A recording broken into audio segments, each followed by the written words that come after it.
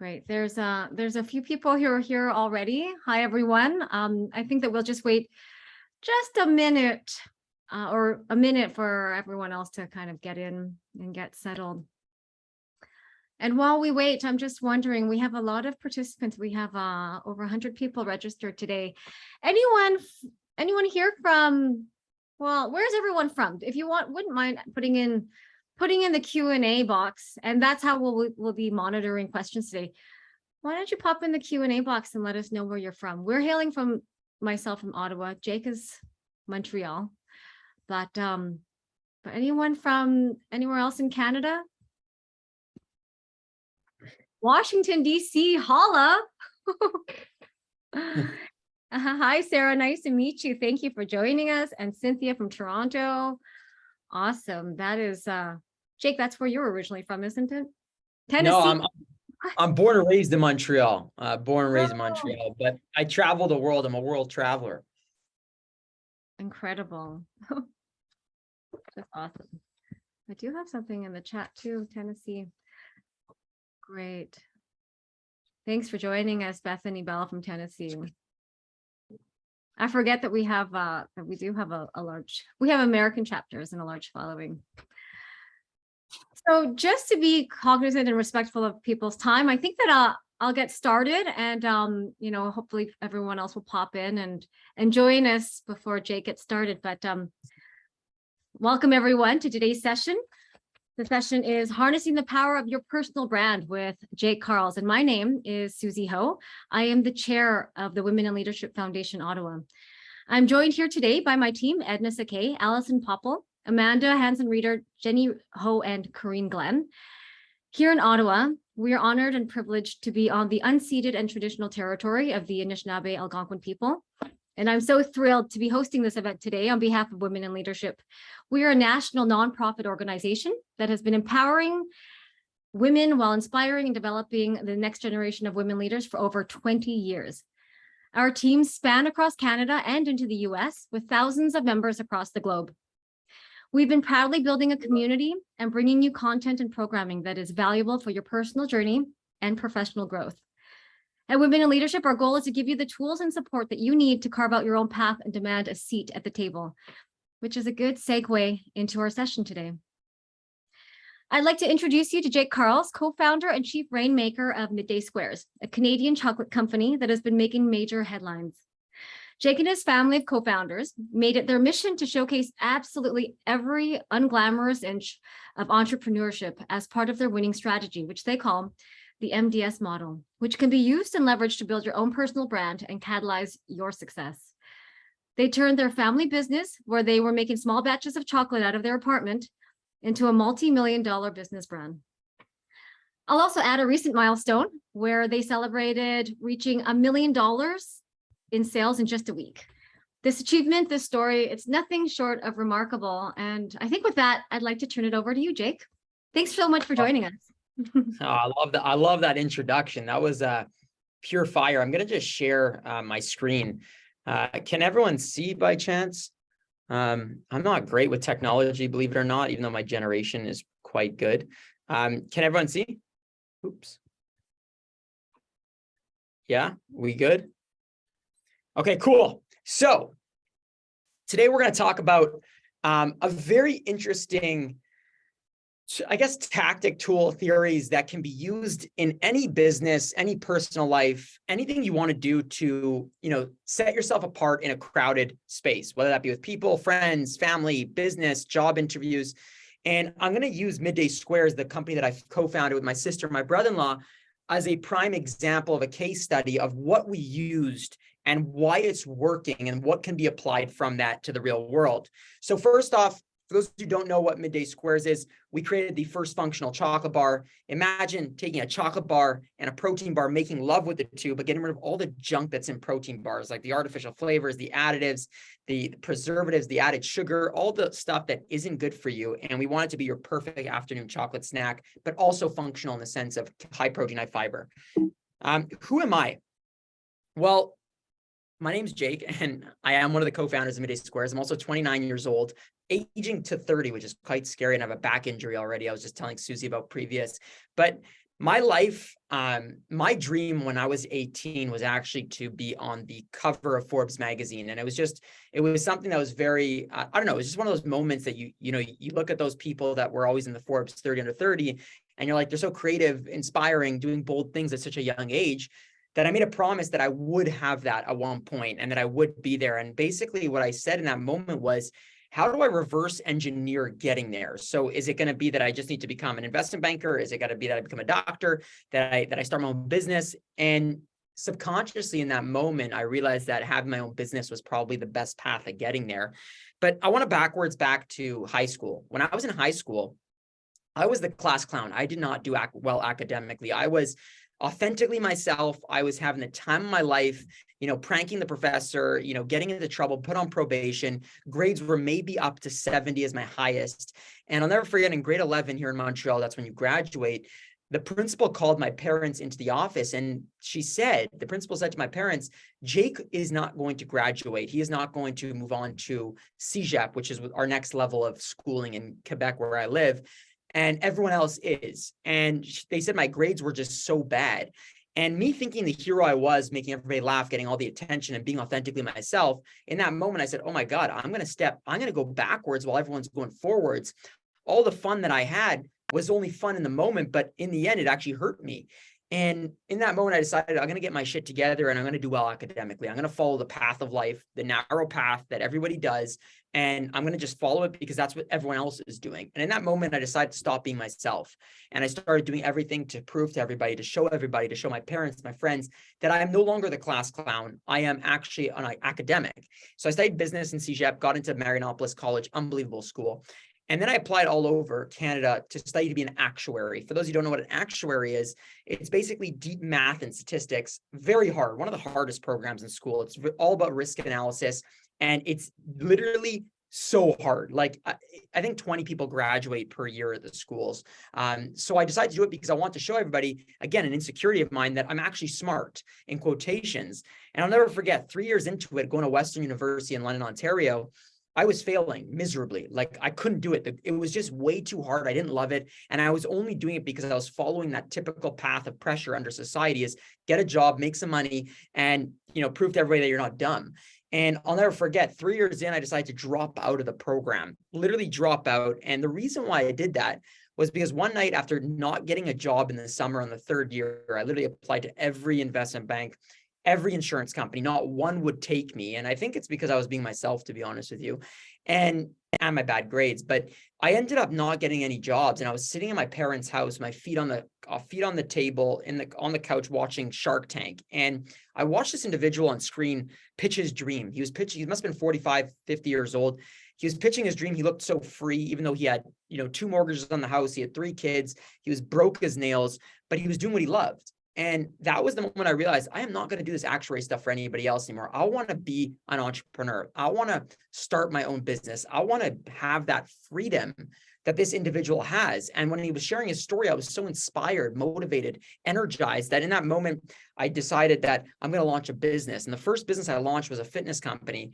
And I did extremely well with it. I made a lot of money in terms of financial success. But after 2.5 years, I ended up losing passion for fitness, and it became something that became like a chore to me. And in that moment, even though I was making so much money and pressure-wise, it was so good, I realized that I can't make the same decision. I need to move on from this business. I need to close it and try to do something else, because I can no longer feel that non-freedom feeling. And it kind of reminded me when I was in college, that same feeling of becoming an actuary. So I launched a second business, and this business completely went bankrupt after 2.5 years. It was a failure in terms of financial, operational, and running a business. And what I did during that business was throw parties on college campuses across Canada, and then sell clothing as a way for the students to support. And as a brand, it was the hottest brand in the college campuses, but as an actual operations, it was a failure. It was horrible. And I ended up closing that after 2.5 years. And I'll never forget, my ego was shot, because it was like, okay, I just did 5 years of entrepreneurship. Is it time for me to get a job and to just, again, flow on with life? And that's when my sister, my brother-in-law, approached me with this crazy idea, a chocolate bar that was functional, that was an afternoon snack made with real food ingredients. And they're like, you want to join this company? And I was like, no, I'm kind of tired of entrepreneurship. I think I'm just going to get a job. And I was about to apply to Snapchat, and they finally said, just just join us. You get to be you. Your greatest strength is storytelling. Our greatest strength is operations. If we put that together, you'll have a flywheel. So that was the moment, August 4th, 2018, we decided to come together, the three of us, and launch Midday Squares. And the idea was we want to build a new version of Hershey's. We want to build the next biggest chocolate snacking company in the better for you space, made with real foods and good quality ingredients, but also be remaining culturally relevant to the consumers today. So fast forward 4.5 years, you know, if you look at that picture previous, it was literally where we were making the bars in their condo kitchen.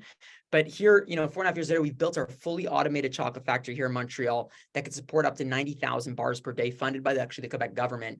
We're a team of 65 amazing folks, and we've built an online community, I like to say diehard fans, of 350,000 people.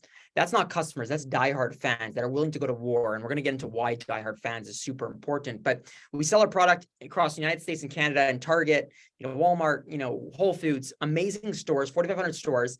And we've sold actually over 16 million chocolate bars to date. So I'll never forget when we started this company, we were only able to make in August 2018, 80 bars per day. Now we could do 90,000. Really big difference. And it's really cool to see. But how did we win? So now talking about the actual stuff that I hope that you guys could take away from this is three things. We had product market fit, we told a great story, and we are authentic. Those three factors, those three theories are the most important thing that you should take away from today. If you're going to start a business or you are in a business, you must have product market fit. You can't just launch a product that is literally nothing, or you can't launch your personal brand with no substance. It has to have some sort of data of why it will work, why people want to hear it, why people want to be associated with it. So when we built this product, it didn't just come out of thin air. My sister was making this snack for fun at home for 3 years prior, 2 years prior. And then they bumped into a report that said that dark chocolate was growing year over year rapidly and that vegan protein was growing rapidly. So she was just making a baby of these two massive growth categories, massive. So we knew that there'd be a pull factor when we launched this product. The next thing was, how do you get people's attention? Today, we live in a world where the consumer or your friend or your family member, your colleague is driven by this new idea of attention. Attention is now becoming the most valuable asset in the world. And the reason being is because we are oversaturated with information every single day. Millions, if not billions of pieces of content are being shared globally on social media. New platforms arise every year. So there's a pro and a con to this. If you look 15 years ago, companies that had the most amount of money were able to force attention down the consumer's throat or people's throats. All they had to do was spend big money on TV ads, radio ads, billboards, magazines, all that jazz, and you had no choice but to pay attention. Today, it's not about who has the most amount of money. It's about a completely different thing, whoever's going to grab the attention, because today the consumer chooses who, what, when, why they're paying attention to. They could unfollow, they could block, they could delete, they could change the channel, they could unsubscribe with literally the snap of a finger. So the shift of power has changed from corporation to the hands of the consumer, where they now choose where they put their attention. So you might ask, how do you break down through this wall of attention and actually grab somebody's attention and keep it, whether that be for building a friendship, building your own personal brand, or launching a company? And the simple answer is tell a great story. Storytelling is one of the oldest things to ever exist. It's been around since as long as we've been human. Let's go back to the days when we as society was hunting and gathering. When we would do that as a village, we would go out there every single day and hunt for food and warmth. And then we would sit by the fire for obviously functionality at night, but also to cook and to warm up. But as we sat together as a village, we connected with each other through the stories that we shared with each other. The stories were the way that we learned how to hunt better, because we talked about our experience on the road that day, or how we actually built friendships and actually worked together was through bonding, through storytelling. Storytelling today is the same thing. It has the same purpose. It's just a little different in the sense where, you know, we'll go watch a TikTok video of a person and we'll watch a minute and a half of it. And the next thing you know, we're going to buy that person's product because we feel so attached to that individual. So storytelling conveys purpose. The purpose remains the same. It conveys, you know, dialogue. It's how we build trust with each other. It's how we, you know, make our next decision. It's how we relate to one another. It's how we make, how we feel about one another. Storytelling is everywhere in your life. So when people want to build personal brands, or they want to build their brand that they launched as a company, the one way to actually grab attention and keep it is to tell really great stories. Stories are so intertwined into who we are as individuals that if it relates and it is connecting to the consumer at a deep level, they are going to become a fan. They are going to give you and privilege you with their ears and eyes to then sell them on something, or to then, talk about something, because they want to engage with it. If the story isn't there, no one's going to care, because at the end of the day, there's no added value. There's no relationship. There's no psychology behind it. It's just a picture, or it's just I want to talk to you about how good my chocolate is. No one cares about that. So what we did at Midday Squares that was really unique in terms of the storytelling is because, again, we're against, people like Hershey's, Mars, Mondelez, who have hundreds of millions of dollars of marketing budgets a year. We have a 20th of that. And what we did was I proposed to my partners a great strategy. I said, hey, why is it that I feel like when I go to a store like Sephora, I watch people in the store who are obsessed with the brands? What they'll do is they'll take pictures, they'll talk about it, they'll get excited when they see the brands in the store, they'll post it on social media. But yet when we go to the grocery store, people are just buying products for the sake of commodities, paying for the price, and it's a function. And I felt so weird about that, because I was like, they're both intimate experiences. One you put on maybe your skin, the other one you're eating or drinking. And then I went to a store like Nike, and I was like, wow, I feel motivated when I'm in that store. I feel this sense of inspiration, aspiration, boldness. And the reason why I feel that is because Phil Knight and the Nike team has been telling you this story of the underdog for the last 40 years. They've hounded the fact into athleticism, motivation, underdog, which has actually correlated back to me, related to me. So when I go there, I feel energized. When I want to get on a treadmill, I put on my pair of Nikes instantaneously.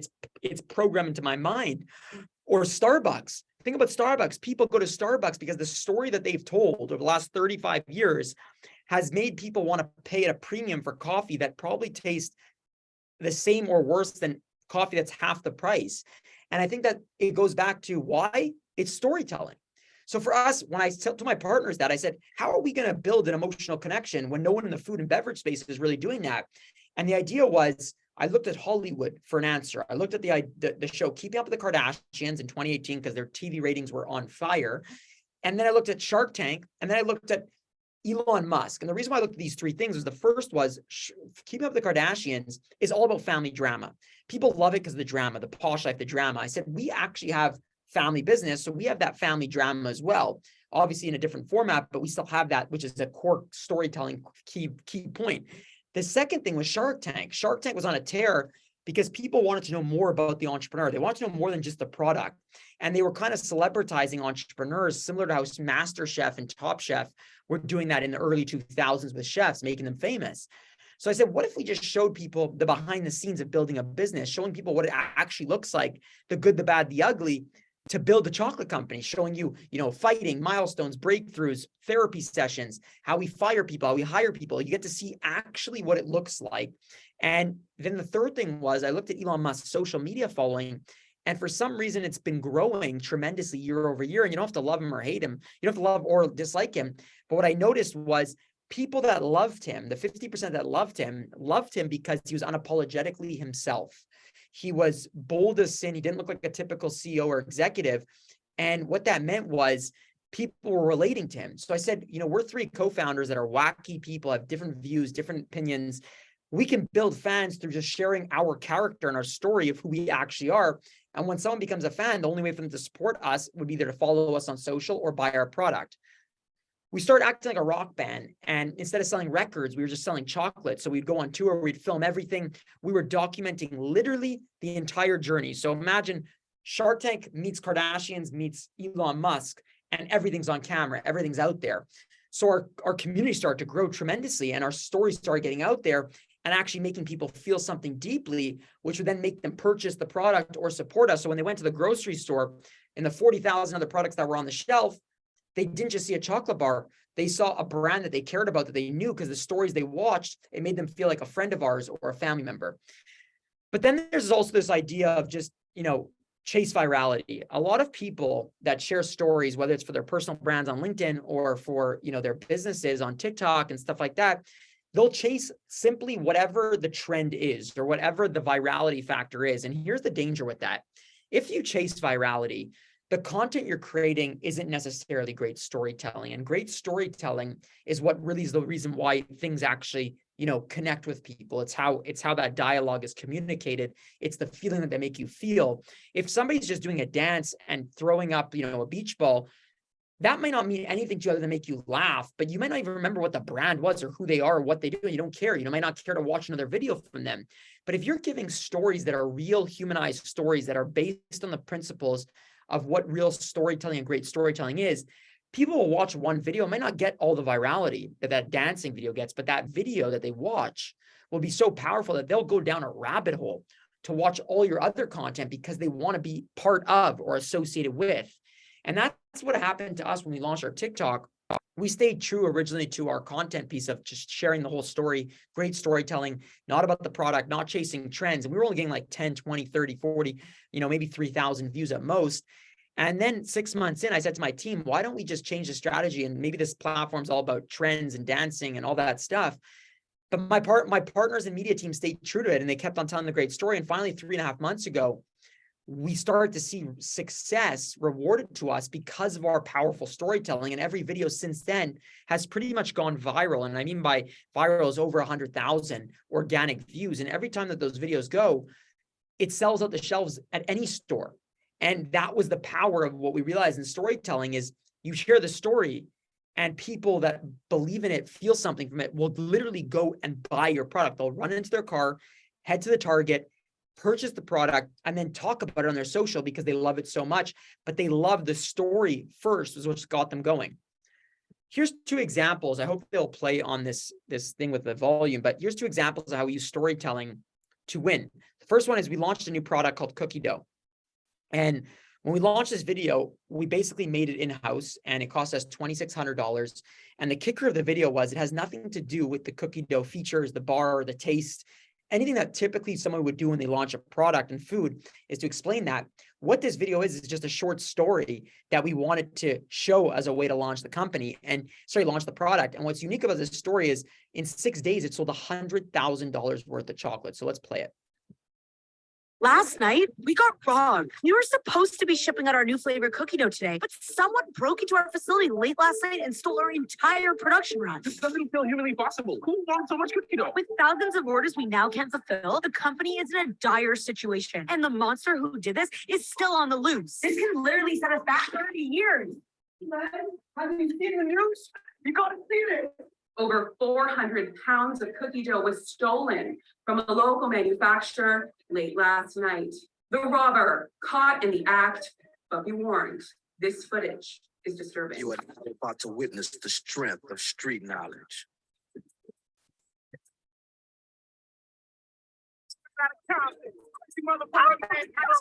From the gang called niggas when I'm called off, I got a sawed off. Squeeze the trigger and bodies are hauled off.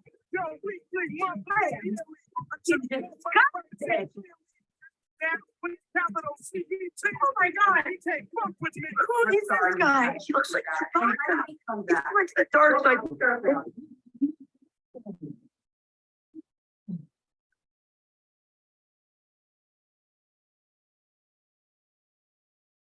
Hello?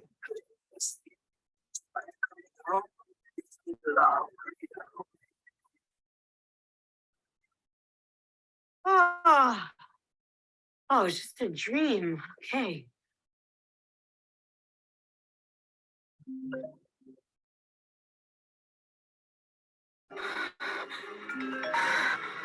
Hello?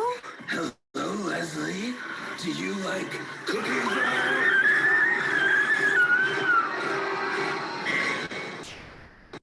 So this sold $100,000 in 6 days. You got 450,000 organic views. And the reason being is because it has nothing to really do with the product. It's literally a funky story that plays on a little bit of cultural relevance, like the Cookie Monster, Scream, pop culture, and it actually worked. And what it did is it got retailers excited, it got investors excited, it got everybody excited because it played on a story. There was a storyline, there was added value in terms of the storytelling aspect. The second example I want to give is we use storytelling to respond to a legal battle. And what that means is in 2021, we had an acquisition offer from a very large chocolate corporation, and we don't want to sell our company. We're trying to build this for the next 100 years. That's our goal, is to build the next biggest chocolate snacking company. And that particular company really enjoyed our peanut butter flavor. They really enjoyed our actual, peanut butter, square.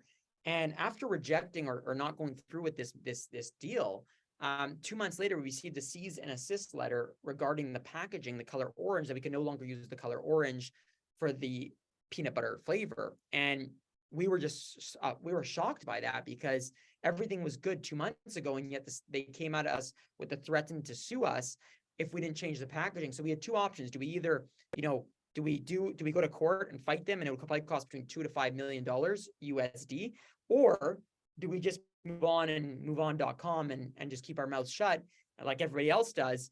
And in that moment, I was like, that doesn't make sense. That's shitty. Like, that's a bad scenario. And what we ended up doing was we played to our strength. And our strength is we don't have the budgets to go to court, but what we do is we storytell very well. So what if we just shared with our consumers and our fans why we're changing our package, the irony of the conversations, to the idea of that, we have to change our packaging. It was kind of like a David versus Goliath, big chocolate versus small chocolate. And it went viral. We shared this whole concept video of why it happened, showing, the timeline and everything, the irony. And then we ended up even going one step further, and we spent about 7 months recording, learning, and how to actually do a diss track. Basically, we want to do a music video to show this company that we don't want to be them. We are Midday Squares, and we don't want to be you. And we could do this kind of stuff, but you can't. And it was really funny, and it went viral, really viral. So we shared a little video with our new fans that recently started following us of what happened, and you'll see. Hershey's threatened to sue us, so we made a music video. We claimed people were confusing our peanut flavor for their peanut cup. Why? Because of the orange packaging and our customers calling it a healthier Reese. We wanted to fight their claims, but going to court against them would be like fighting an army with a slingshot. Pretty much a guaranteed loss. But why do we have to fight them on their turf? Could we clap back in a way that Hershey's, with all their corporate rules and regulations, would never dream of doing? Something we have that they don't? Big old balls. We're probably the most stubborn people you know. If we can't take on Hershey in a legal battle, we'll just spend 7 months writing, recording, organizing, and filming an entire music video. A diss track dedicated to Hershey, showing off who we are and what makes us so different from them. A 3.5-minute parody of Eminem's Hi, My Name Is, just to tell Hershey once and for all, we're not trying to be you. You see Hershey? Tell them I took their business down in the stream I had. The music video is so let me know if you want to see it. So that went viral. Everyone fell in love with the brand. It was hilarious. Our legal team said, do not do that. You're out of your mind. You're crazy. It's going to start drama. And what we said is, what we live by in a core value is when the majority is on one side, we always stop and reflect. And I think, I can't remember the person that said it, but very famous person said that quote. And so that's how we live by. We always go right when everyone's left. And a lot of the time that leads us to zones of uncertainty and discomfort, but always an outlier output. And in this case, there was no word from Hershey's, and it just blew up virality wise and helped us build the brand even more. Hold on. Hershey's. Here's reasons why storytelling matters not about Midday Squares. So about three other examples of, if that didn't convince you, this should. So there's this book called Fortune Cookie Principle. Basically, this lady named Bernadette Jiwa wrote this amazing book, which you should all get if you like reading. Very short read, 120 pages or something. And she basically said every idea, every innovation, every product has two elements: the cookie and the fortune. The cookie is the tangible asset. It's our computer. It's our t-shirt. It's our chocolate bar. It's the actual item you purchase, you buy, you eat, you consume, you put on. It's physical. It's actually something you can carry. The fortune is the premium you're paying. It's the story. It's the emotional connection. It's the intangible, magical asset that comes from whatever the product is. So when you buy yourself maybe a pair of Nikes at $200, they're not costing $200 to make. What the brand has built is that fortune aspect, which has made you pay that premium on the product. So I always tell people, we don't go eat fortune cookies or buy them because they're the best tasting cookies. we enjoy them and experience them and buy them because the experience and the story that's shared when we are around our dinner table with our family and laughing hysterically, reading the things, it's that story that makes the real difference and makes the product better. The second thing is the docuseries Last Dance. I think it came out 2 years ago or last year. And I read an article, and I don't play basketball or like basketball, but I read an article that the Jordan brand had its largest sales increase in history of the brand in the year that this docuseries came out. And I couldn't believe that a docuseries that wasn't even paid for by Nike was driving all these sales. And in a long story short, when I watched the docuseries, I binged it in like 6 days. And I'll never forget it. I bought my first pair of Jordans subconsciously right after watching it. And the reason I did that was because the powerful storytelling got me. It's what connected me to Michael Jordan. It showed his imperfect side, not just his great side. It showed him who he really is. And the story allowed me to relate and build that trust and factor that made me make a decision to want to go spend $200 on a pair of Jordans to actually support the brand. The third thing and last thing about storytelling is Robert Walker demonstrated that he really wanted to show people the power of storytelling from a very scientific way. So what he did was he bought 100 items on eBay that looked like that plastic horse that had literally no value. I think it was $1.50 per item. He then re-put them back on eBay for a little bit more price, and not one of them was sold. Then he hired an author to write heartfelt stories about each item, meaningful stories. And when he re-put them up at premium, they ended up selling for a combined of $8,000. That's thousands of % increase. And what he wanted to demonstrate was a meaningless product with no story does not have a premium or a selling factor. But a meaningless item with a story has an unlimited selling aspect. It is an unlimited value depending on what the story makes the person feel. So that is the power of storytelling. The third and last most important thing is authenticity, transparency, and vulnerability. You building a personal brand or building a business brand, this is the next currency that is going to be the reason why people succeed or don't succeed. And the reason why I say this is because think about when you're with friends. And if you know a friend of yours continuously to just be inauthentic and is acting like somebody else around you all the time that you know is not them, it's very uncomfortable. It's cringe. And you don't want to be associated with that person if they continue to act that way because it's uncomfortable. It's not who they are. And you know that. So why is that to say that companies shouldn't also be authentic and create that type of, I want to hang out with you type thing. I want to build that relationship with you instead of being so perfection driven where everything is perfect and smooth sailing, but yet that's not the truth, right? So when companies are inauthentic and not standing by their values, their core values or who they are, and they're just doing things to, for the sake of staying neutral or to stay into the fact that they don't want to make people feel anything, it actually creates a larger gap between the consumer and the business. And I'll never forget, we shared a video called 14 Days Later, No Divorce on our Instagram. And what it was 2.5 years ago, my partners, who are my brother-in-law and sister, were going through a really hard time in their marriage because the business was so much pressure that we ended up sharing the journey of how hard it was. And then the comeback on how they got together better through their therapy sessions, through all this stuff. And when we shared it, one of our earlier investors said, why the hell would you show that? It has nothing to do with selling chocolate. And when we when I responded with a PDF with 1,000+ messages from our consumers saying, thank you for being real. Thank you for being a company that's showing the truth, actually being transparent, being real. And that connection that we built was so powerful that he said, after, he's like, holy shit, I was completely wrong. I take it back. This is actually how you build friendships with customers. This is how you build real community.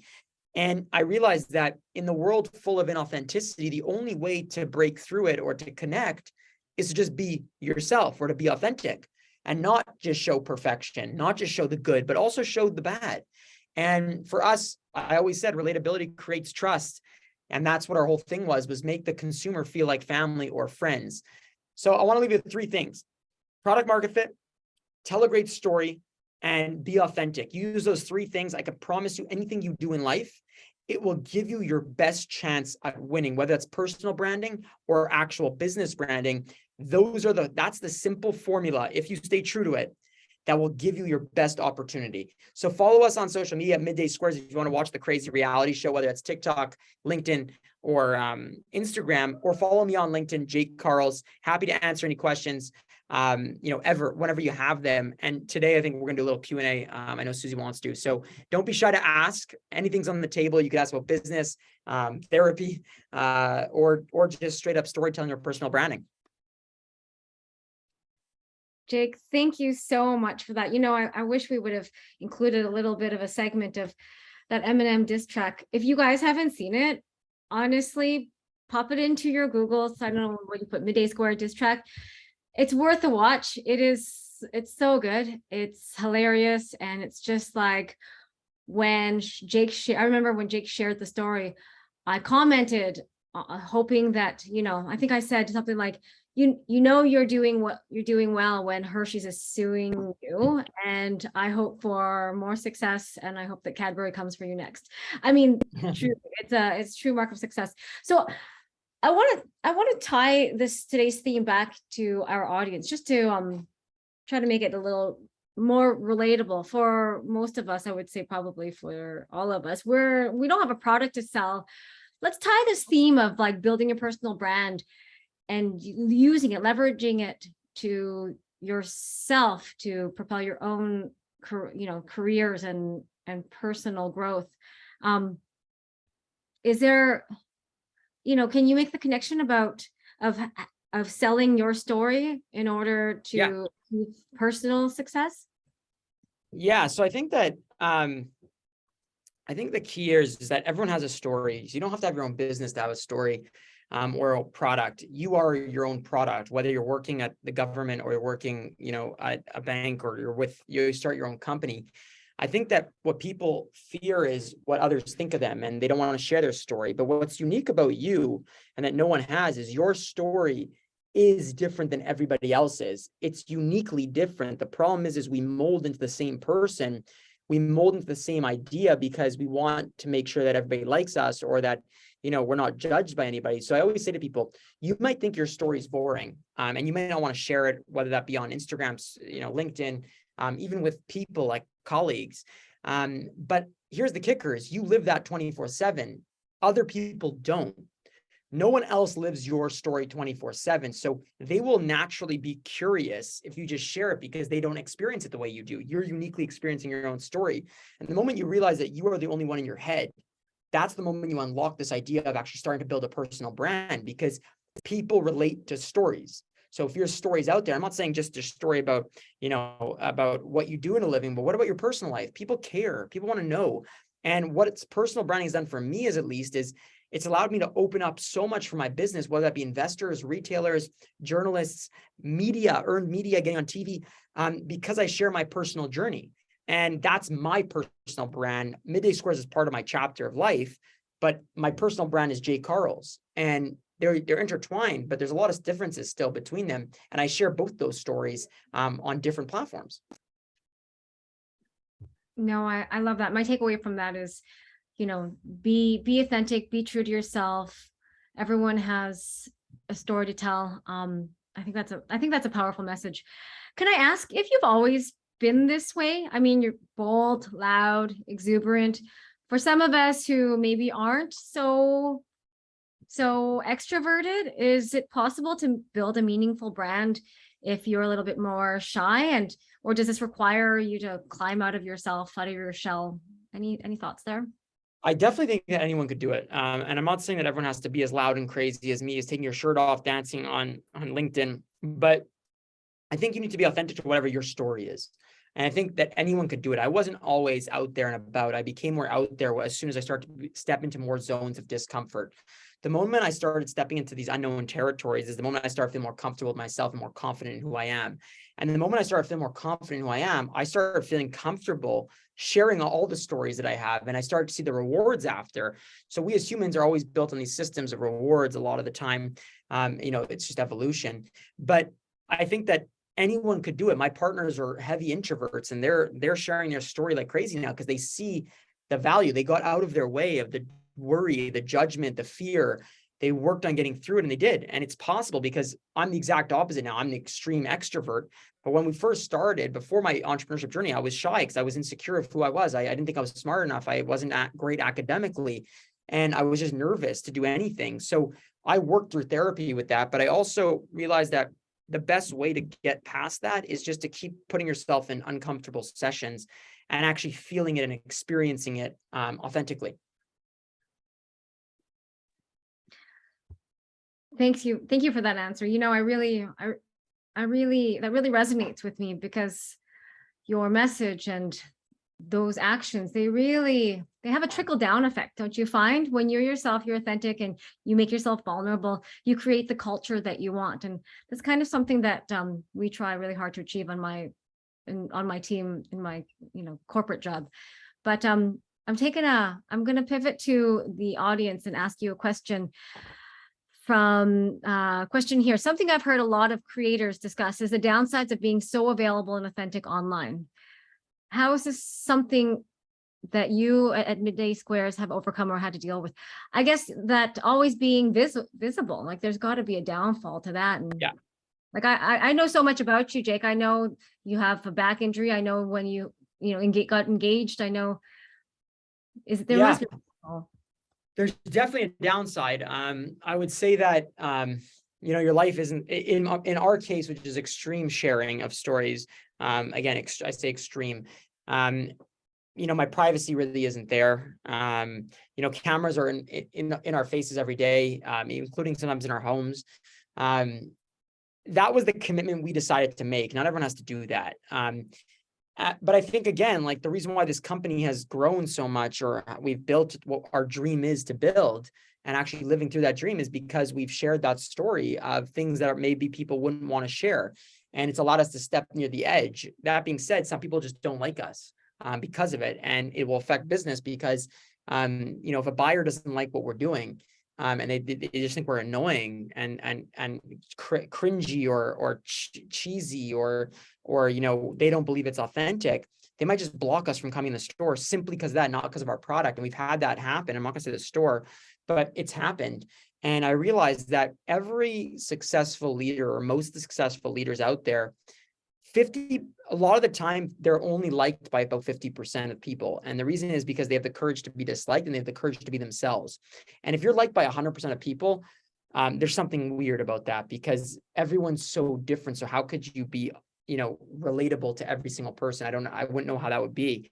So I always look at, great examples is like, again, Elon Musk. He's loved and hated. He's hated by 50%. He's loved by the other 50%, but yet he's still running, three of the top 100 largest companies, or 200 largest companies in the world. And he's doing that by being himself. But again, he only has 50% of fans that love him. Those fans will do anything for him, but he doesn't care about the other people, because the other people just don't like or what he stands for.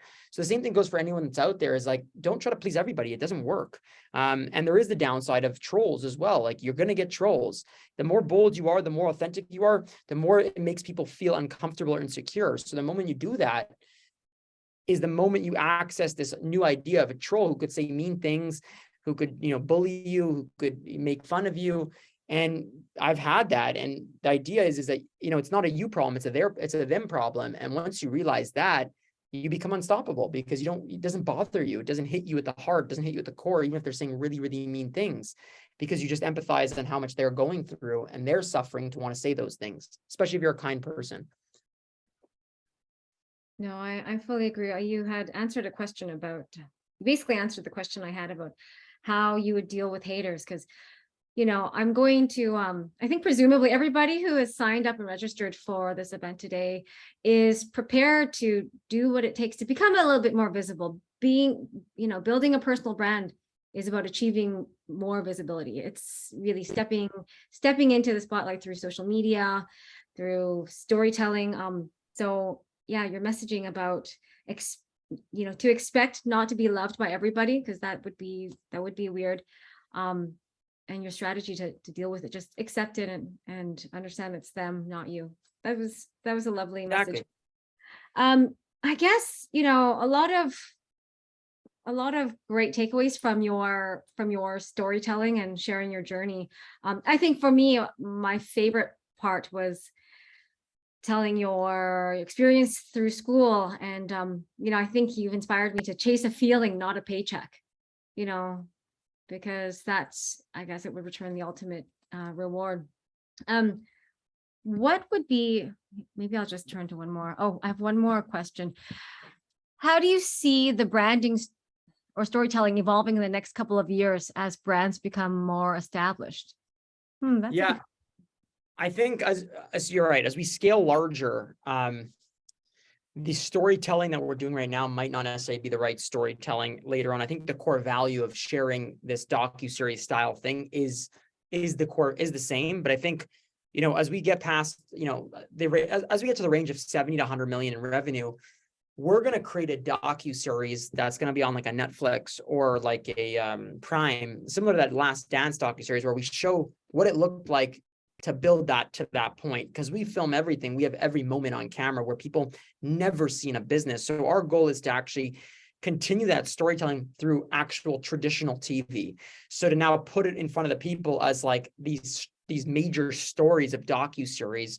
And I think that you're starting to see it more and more. You see it with Formula One, they did it. They're doing it with the PGA, the golfing thing. They're doing it with so many different brands and people, because they're realizing that that's a way to grab the attention and then make the consumer fall in love. Again, being a fan, they do it a lot with artists. You did the docuseries on, Rocket Man, like on Elton John and all these people, and it makes you have a deeper connection to them.